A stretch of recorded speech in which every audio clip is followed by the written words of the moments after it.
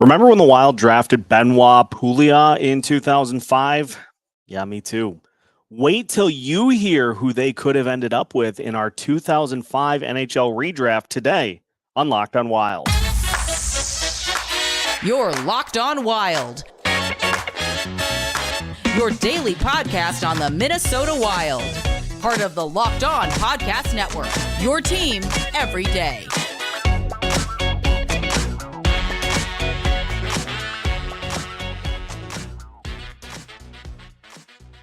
What is up? What's happening, everybody? Welcome to another episode of Locked on Wild, your daily Minnesota Wild podcast, part of the Locked On Podcast Network, your team every day.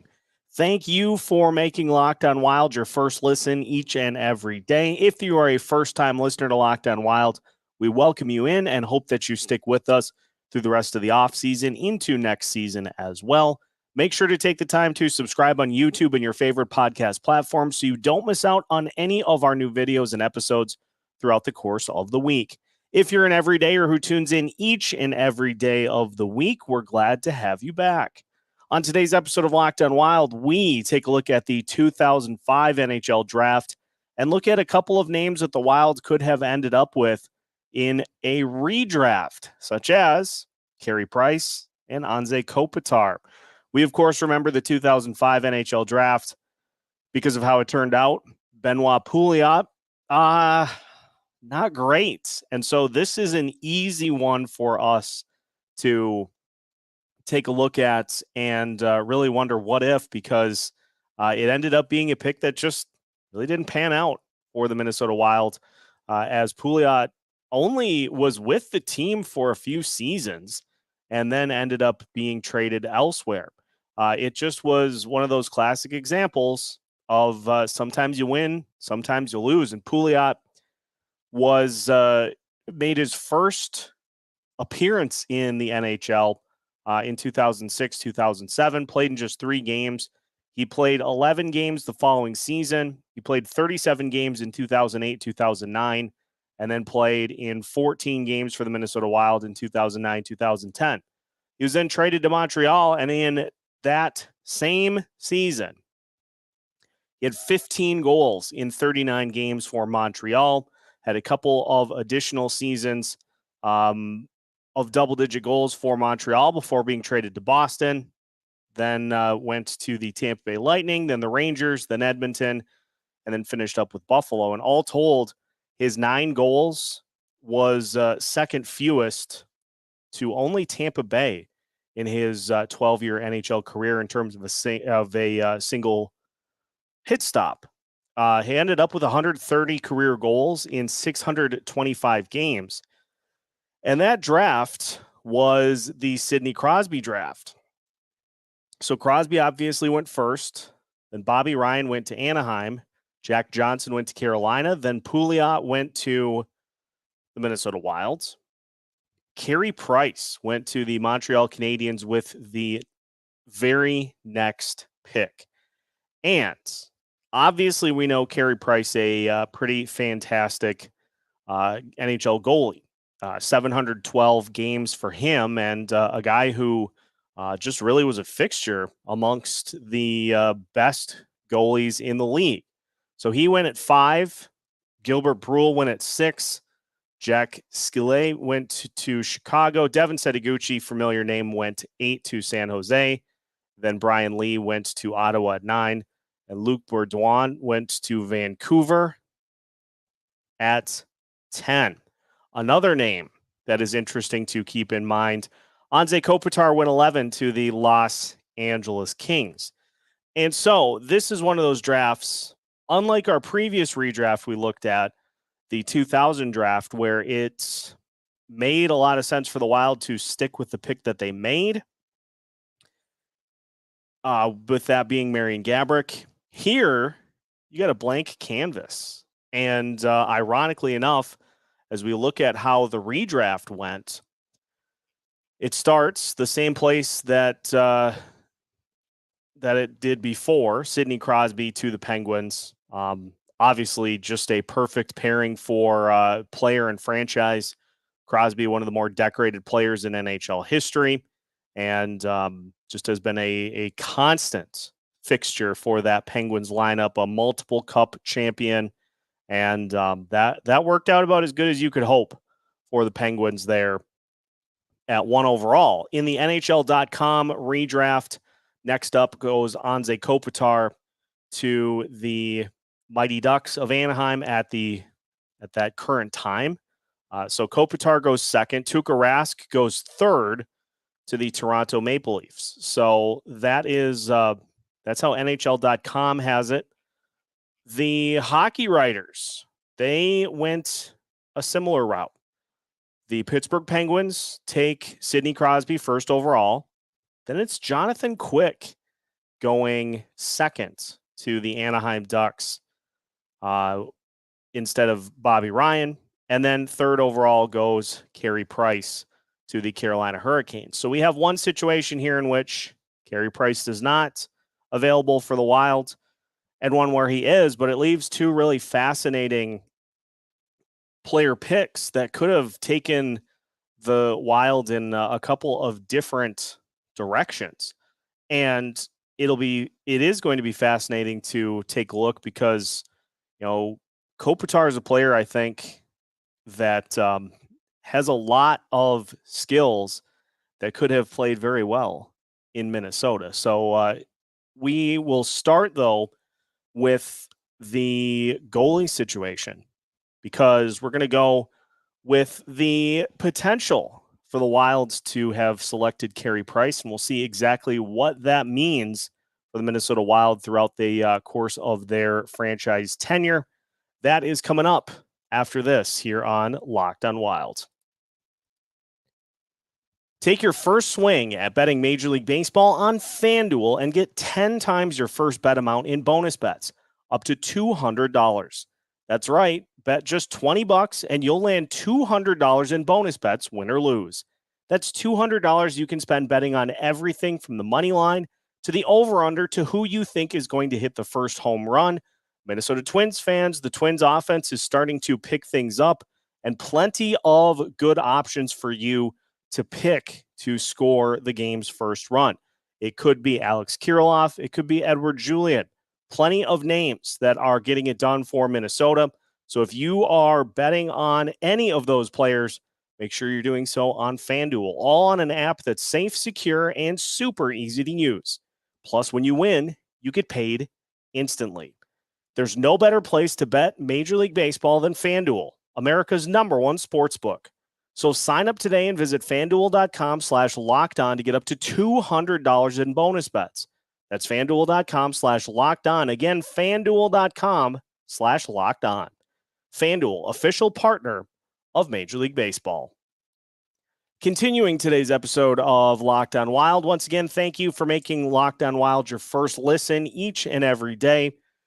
For the everydayers, we will go through the center position in Minnesota Wild history as we look at some of the best and try to come up with a top 10 for centers in Minnesota Wild history. The rankings may surprise you, so stay tuned for that coming up on tomorrow's episode of Locked on Wild. So 3 picks in, the Minnesota Wild are on the clock, and we have seen Crosby, Kopitar, and Rask go off the board. Minnesota Wild select goalie Carey Price. As noted by NHL.com, defenseman Chris Letang was hard to pass up here, but Price's numbers were too enticing to overlook. Consider that Price has the most wins, 348, for the Canadiens, who have produced Hockey Hall of Famers Jacques Plante, Ken Dryden, Patrick Waugh, Georges Vezina, Gump Worsley, George Hainsworth, and Bill Durnan. In a rather ordinary draft otherwise, this one was rich in goalie prospects with Rask, Price, Jonathan Quick, and Ben Bishop. Forward TJ Oshie was also a consideration here. So you take Price because the Minnesota Wild's goalie history has been one that has been marked with ups and downs, to say the least. And if we look at Carey Price and what he was able to accomplish, he came in as a 20-year-old in 2007 and put up some very impressive numbers with a 24-12-3 record, 2.56 goals against average, a .920 save percentage, and 3 shutouts. And from there, the numbers just continued to get better and better, culminating with his 2014-2015 season, in which he captured the Vezina, the Hart Trophy, amongst others, with a 44, 16, and 6 record with a 1.96 goals against average, a .933 save percentage, a 9 shutouts, had 78 goals saved above expected. Just insane numbers for Price in his age 27 season. Continued to impress into his late 20s, into his 30s. And so he brought consistency, stability, and longevity to the Wild's goalie position. And actually, if we go to the 2007-2008 season, it was a good one for the Wild. They were 44, 28, and 10, finishing first in the Northwest Division. And if you look at their goalie situation, it was Nicklas Backstrom, who started 56 games that season. He had a great year, 33, 13, and 8, with a 2.31 goals against average and a .920 save percentage. But Josh Harding was the backup, a youngster at the age of 23. He went 11, 15, and 2 as the backup. Now, I'm not saying Carey Price would have done any better, but it would have been very interesting to have him as the backup that season to kind of weave his way into the lineup beyond that. Because if we fast forward a couple of seasons, the Wild slumped off the following year. Backstrom still had a very good season, and so the goalie situation not necessarily the problem for the Wild in 2008, 2009. It was the lack of offense. Just 2.61 goals for per game. That sounds familiar, doesn't it? And 2009, 2010, same story. Nicklas Backstrom here, not as good of a season. So it's possible that if you go to 2009, 2010, that Carey Price starts to work his way into the starting lineup after that season, which then could have led to some very impressive things between the pipes and would have led to some different decisions being made. It could have, Carey Price to the Wild could have eliminated the need, could have eliminated the entire Devan Dubnyk Wild timeline, because the season for Price that was arguably his best, which was 2014, 2015, would have probably led to a opting against going with Devan Dubnyk, because he did not come into the picture for the Minnesota Wild until right around that same time frame. So it's very interesting here. And you look at fast forward to like 2012, 2013, for instance, you're rolling with a combination of goalies behind Nicklas Backstrom in Josh Harding and Darcy Kemper. So it's very possible that we could have seen a little bit of an acceleration away from Nicklas Backstrom to the likes of Carey Price, because 2013, 2014, Josh Harding leading the team in games started, followed closely by Darcy Kemper, then Ilya Bryzgalov, and then Nicklas Backstrom as well. And 2014, 2015 was the season in which Devan Dubnyk was acquired by the Minnesota Wild. Now, he had a fantastic season, if you'll recall. Went 27, 9, and 2, a 1.78 goals against average, a .936 save percentage. But Carey Price in 66 games that season bested pretty much all of those marks. So again, that's an interesting what-if wrinkle, in that you may not have gone out and got Devan Dubnyk. You may not have done a handful of things with that goalie room had the Wild drafted Carey Price as opposed to Benoit Pouliot. because, again, you have a guy who was in contention for the Vezina about half the time he was in the league, which is pretty darn impressive. And as for playoff numbers as well, for Price, his overall numbers are pretty good. 43, 45, 43 and 45 in his career in 89 games started. He's got 8 playoff shutouts, a 2.39 goals against average, a 919 save percentage. But again, the Wild have traditionally been a team that features a strong defense that you can put in front of your goalie. And so Carey Price would have been a fascinating draft selection for the Wild in 2005 that could have had major ripples for this franchise. But again, it's never really been the defense that and the goals allowed that's been the issue. It's been the goals scored.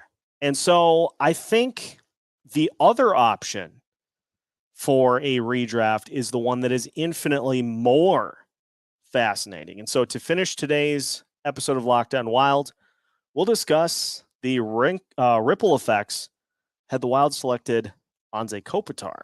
That's coming up after this.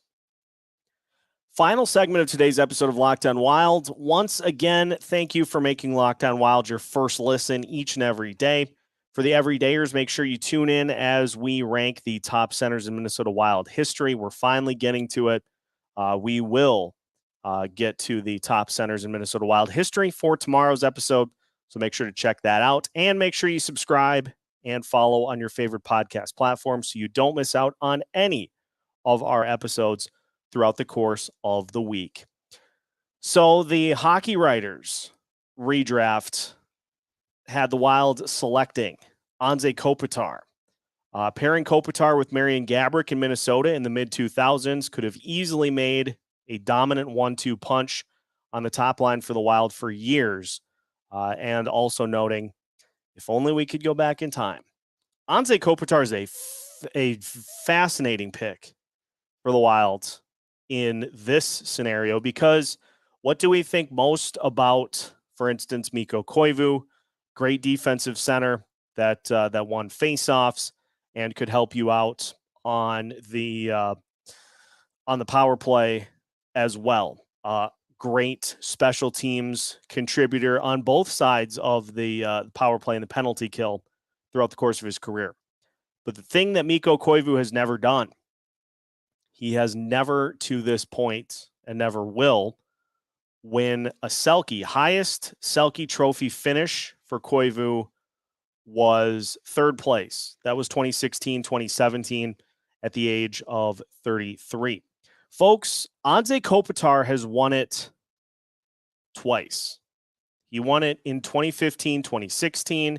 He also won it in 2017, 2018. And for Kopitar, for a Minnesota Wild franchise that, up until the last couple of seasons, every record that Marian Gaborik had for this team had stood since he set them.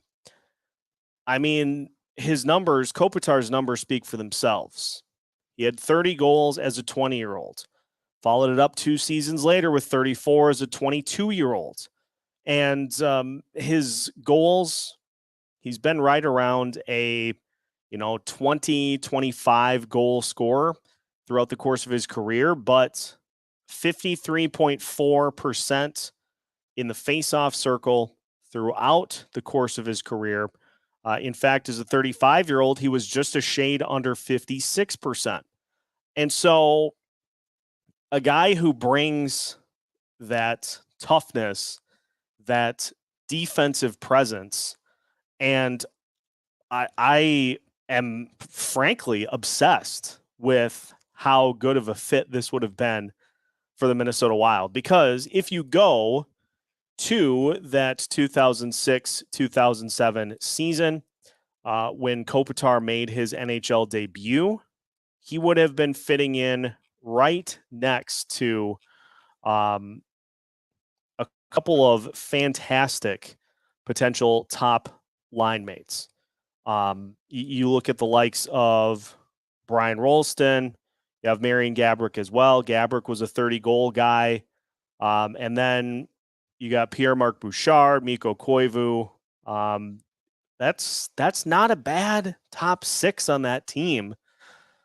And you would have been able to throw Kopitar right in that mix. But even beyond that, you are looking at even if you still draft Mikko Koivu a couple of seasons before this, you're probably going to put Kopitar as your top line center, a guy who has not missed a ton of games throughout the course of his career, but brings that exact same thing, just does it probably a little better.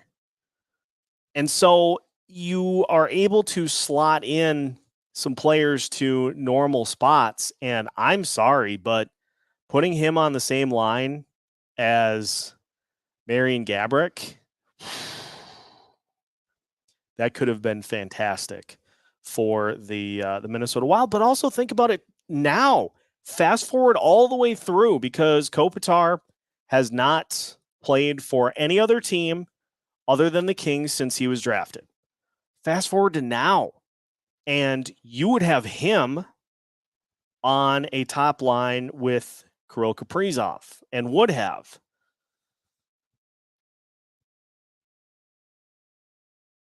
Man, it goes to show. And, we talked about the early drafts for this Minnesota Wild team, and I think noted that this was maybe the one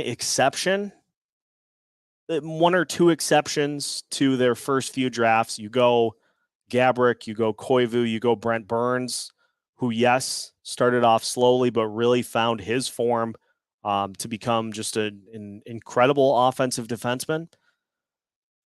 Those misses sting, because when you are in that position in the draft, in the top 5, and I know we're talking about fast forwarding and doing all this retroactively, but Kopitar went 11th, Price went 5th, the Wild picked 4th, and a handful of those other guys did not really do as much as you would bill for a top 10 pick to do. But Pouliot, he barely played. He played 3 seasons and was gone. Can't have that. So if you would have told me that either of these two players would have been an option, boy, what a change that could have precipitated for this franchise. And if you would give me both options, as much fun as it would have been to have that goalie of the future in Carey Price for as long as his career has gone on, that no questions guy that is your top line guy has been something that has eluded this franchise for essentially their entire history. And so getting that guy to do that, to play that role and play it well,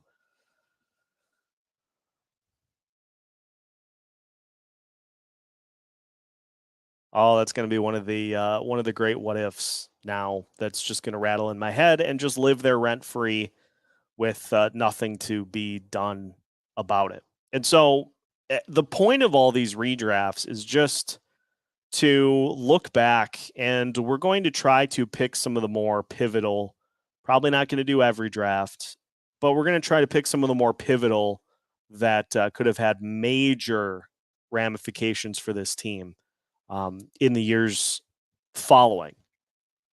And this may be, I'm not going to say the most impactful, because wait till we get to 2015, but probably second most impactful for this team had the Kopitar move happened, because that probably changes every almost every decision that is made after that point. And that would have been fun to see how that played out. And that will do it for today's episode of Locked on Wild. Thank you once again for tuning into today's episode. If you are a first-time listener, we thank you once again for finding Locked on Wild, and we hope that you stick with us through the rest of the offseason into next season as well. If you're an everydayer, we are glad to have you along and hope to see you again tomorrow. Either way, make sure you subscribe and follow us on your favorite podcast platforms so you don't miss out on any new content throughout the week as we move through the rest of the offseason. You can find new episodes all week long as part of the Locked On Podcast Network.